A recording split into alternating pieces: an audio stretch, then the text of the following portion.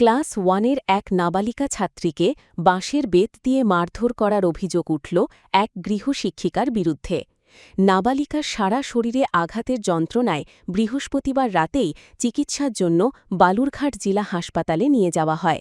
বালুরঘাট থানায় ওই গৃহশিক্ষিকার নামে লিখিত অভিযোগ দায়ের করেন ওই নাবালিকা স্কুল ছাত্রীর পরিবার।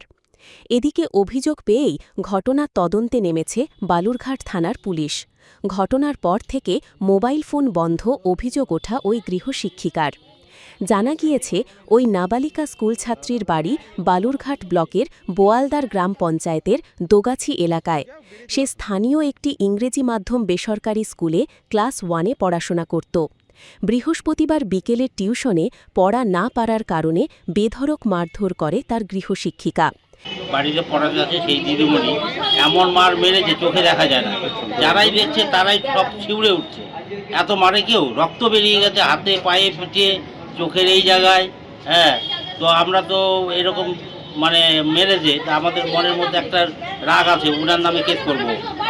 একবার ফোন করেছিল যে আমরা থানায় আসছি, কোথায় আছেন বলে পুচকি কোথায়, ও থানায় আছে বলে খুব লেগেছে। হ্যাঁ, তখন আমি ফোন কেটে দিয়েছি, তারপর আর ফোন করি নাই। ও ফোন মেরেছে তুলসী মহন্ত লাঠি দিয়ে অতটুক মেরেছে, দাগ করে দিয়েছে, যেখান থেকে মেরেছে একদম লাল দাগ গনা যাবে না, এত মার মেরেছে। কেন মেরেছে কিছু জানো? পড়া পারেনি, লাইন লিখতে পারেনি, তার জন্য ছড়া না দেখে লিখতে বলেছে, ও একটু দেখে দেখে লিখছে তার জন্য। এতটাও কি মারা উচিত না? এতটা কিছু আমরা নিজের মেয়েকে এতটা মারি না, ওকে মারার সাহস কে দিয়েছে? 1 বছর পার হয়ে গেল, এটাতে আবার রিসেন্ট চলছে।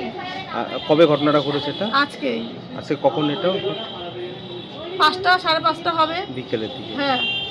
তারপর থেকে কি আর যোগাযোগ করছেন উনি? না, ফোনে যোগাযোগ করলে তাও কিছু বলতাম, ফোনে যোগাযোগ করছে না, ডাইরেক্ট আমরা এখানে আসছি। আপনার নাম কি? এর আগেও এই গৃহশিক্ষিকার বিরুদ্ধে বেশ কয়েকজন নাবালক ছাত্রছাত্রীকে মারধরের অভিযোগ রয়েছে। অভিযুক্ত ওই গৃহশিক্ষিকা একটি বেসরকারি স্কুলেও শিক্ষিকা হিসাবে কাজ করেন। একজন অমানবিক শিক্ষিকার এমন আচরণে ক্ষোভ প্রকাশ করেছেন স্থানীয় বাসিন্দারা।